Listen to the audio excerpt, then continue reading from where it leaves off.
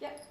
So hello, my name is Iman and we are taking part in the Fast Forward Careers Inspiration Project. Today we are recording an interview with Monique Henson, who is a physicist at Manchester University.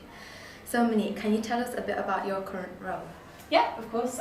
So I'm an astrophysicist at the university, so I work in astrophysics. That means I get to study the universe as a whole. Sounds kind of overly grand, but that's what I do. And I'm actually a PhD student at the moment. So do you know much about what a PhD student is? It's something that you do after masters, I guess. Yeah, so I've already done one degree in physics, and then after that I'm doing my PhD. It takes about 3 to 4 years to do, and it's all about learning to be a better researcher. So in my first degree I learned how to be a scientist. I learned all the science I need to know, lots of skills, but now I'm specifically learning how to do research. So a specific role? Yeah, and I don't do any lectures or exams or anything, it's just research every day. And my area of research is on something called galaxy clusters. It sounds interesting. Yeah, they're like the biggest things in the universe, so that's what I study every day. So why did you choose physics? So I'll be honest, when I was doing kind of my GCSEs or A-levels, I had absolutely no idea what I wanted to do. I was kind of petrified whenever I thought about the future, and I just liked not thinking about it. That was my approach. But I really liked science in school, and I really liked maths as well. And as I was doing my A-levels, I started to really love physics because all of the questions that I'd had. So I mean, I was that person in class who would keep asking the teacher questions until they got annoyed. That makes sense, because I would just be like, but why is this true, and this and this and this, and asking these what I thought were really silly questions. And when I studied physics, I realised that actually I could find the answers out for myself through physics, because that's what physics is. You're just trying to figure out how everything works. And so I really loved physics at school, and so I thought maybe I could carry this on. Maybe this is what I could do in my degree, and I started to look into it. And I realised that both the degree looked really interesting to me, but also there's loads of things for me to do afterwards. So it wasn't me choosing this is going to be my specific career path. So you had options? I had options, yeah. So that was the kind of, I could say, one, I'm going to do something I enjoy for 4 years, so I did a 4-year degree. But also at the end, I could go and do loads of different things. So I can make that decision a little bit later.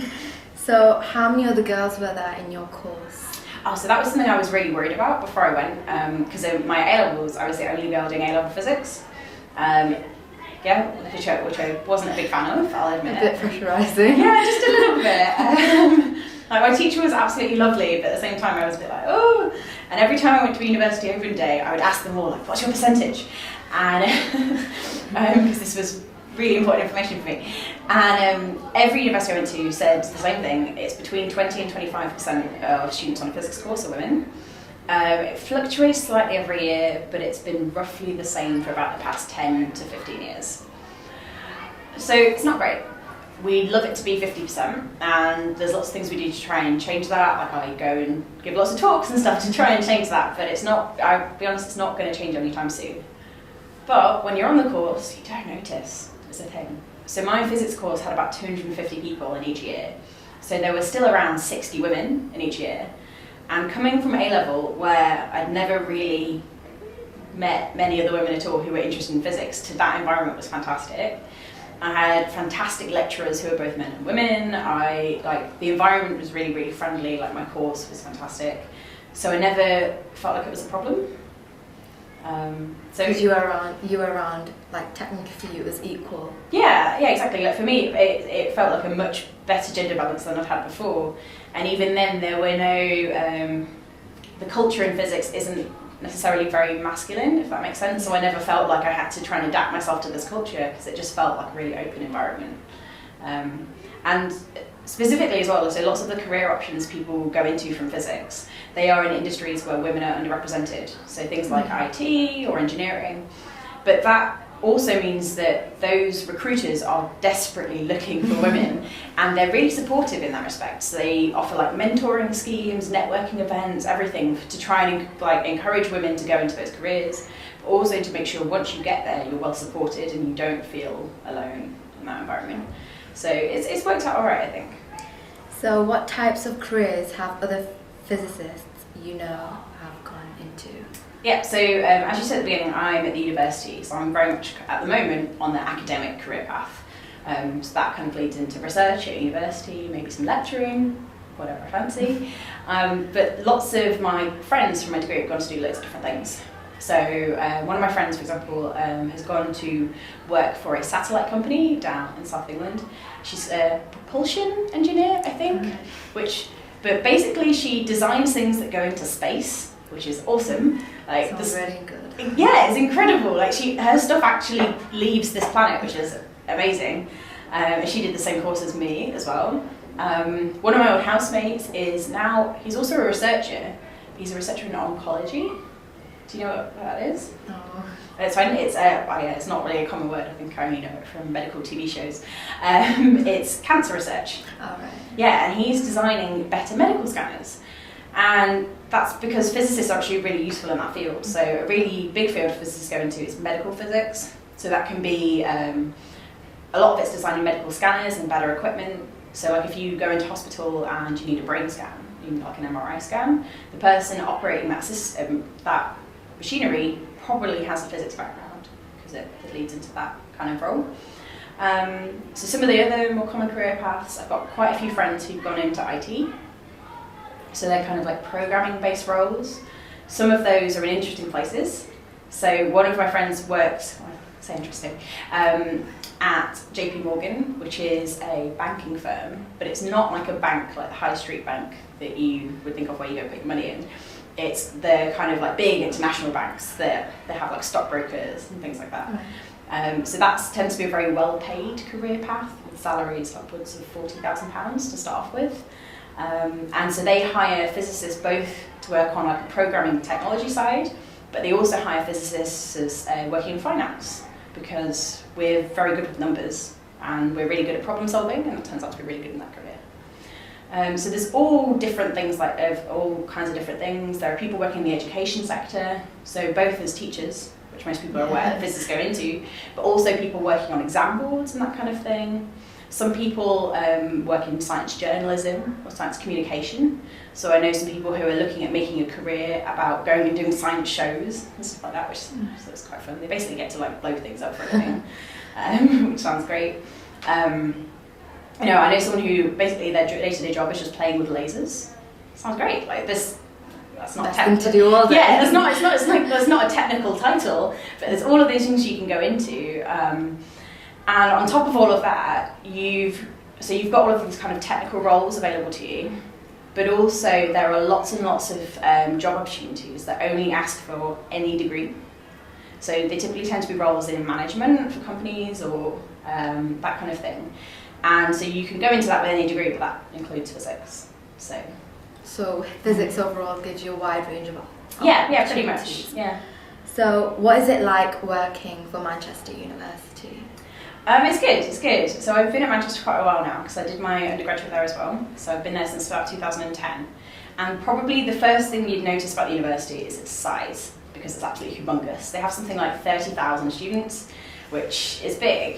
And as I said, the physics degree program has about 250 students per year.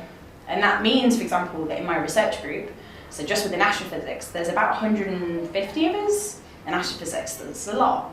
That's bigger than some. In one room as well. Sorry? In one room probably as well. No, or at least we're all spread out. Yeah, so astrophysics is quite unique in that half of us are based in Manchester and the rest of us are based out at Jodrell Bank, which is a big radio telescope out near Macclesfield, which is owned by the university. So we can split between the two. And even in Manchester, we have a whole floor of building to ourselves and we're split off into different rooms. But yeah, it's a very, very big group. It's bigger than some universities' entire physics departments. Probably my favourite thing about working in Manchester is the opportunities you have available to you. So my day-to-day work is doing my research, and because I model galaxy clusters, so before I know that's very computational based, I do lots of work on a computer. But on top of that, I get to do all this other stuff. So I get to come to things like this and talk about what I do. Last year I got involved with a primary school project, which involved making videos with 11-year-olds about what it's like to be a space scientist. I'm going to do a dance project later in this year. In July, I'm putting some women scientists on some soapboxes in Piccadilly Gardens, and they're going to talk about their work. I get to try all of these different things, which is really fun. And I think I get to do that because the university is so big, they have so much going on, and you can try bits of everything. The other benefit is, because my research group is so big, it means there's people from all different backgrounds, from all over the world. So my research group has people from, like China, Japan, Australia. Very multicultural. Yeah, it's really, really multicultural, and there's people from all different ages as well, and that's a really nice environment because everyone's interesting, right? Everyone should be unique. Yeah, and they all bring different experiences to the table, and that's a really nice environment to work in. And that's something I quite like about university. So what are the 3 best things about studying physics? Oh, that's hard. So for me, probably the first thing was, it was really fun. I like doing physics because as I said, I always have these questions that I really want to answer. So I'm the person who goes to the doctors and then they put something to test your blood pressure or something. And I'm like, how does this work? Can you tell me how it works? Really eager. Yeah, and I like finding out all those answers and figuring them out for myself, which they really encourage with physics. It's not someone telling you this is how this works. It's you going, that's how it works. I figured this out. So probably that one. I'm not sure how to put that in one word. But and then the second one is, let me think. I found it really, really friendly studying physics. So it was a really nice environment on my course. Because you have things like labs together where you all trying little research projects, and you all do it together, and you all get stuck together, and you all have to figure it out together. You all get along because you're all sat there going, I can't get my equipment to work, and that's how you make friends. You just sort of, how have you got yours working? And I've met some of my best friends in physics actually, which has been fantastic. And even you think, oh, if I'm in a year group with 250 people. That sounds terrifying, I'm never going to get to know any of them. But by the end, I did know most people, kind of, not necessarily personally, but I knew who people were. And everyone was really friendly. In exam time, everyone comes together to help each other. And we're even having a reunion next week, which is really nice. And everyone's going to, people are coming from all over the country to come and stay in Manchester and meet up. So that's lovely. And then the final thing is I think the skills I've taken away from it. So it sounds, people always say this and it sounds really cheesy and really cliche, but doing a degree in physics really wasn't about learning all these facts. It was about learning how to solve problems. And what made me realise this is as I was thinking that people always talk about the kind of questions you get asked in an interview for a job at Google. And you always see them online, these really horrible questions like how many light bulbs are there in the world? And no one knows the answer to that question, and that's the idea, is that it's a question no one can answer. And what I realised is that by doing my degree, I can answer that question. I can't tell you the answer off the top of my head, right? But it's taught me the skills to figure out the answer, and that's actually what they're looking for. But anyway, it's just that it means that you're given the skills to figure out how to answer impossible questions. And the extra information that may be helpful in the future. Exactly, and I can whenever I have a problem like that, whether it's in my research or wherever, I can break things down and figure them out.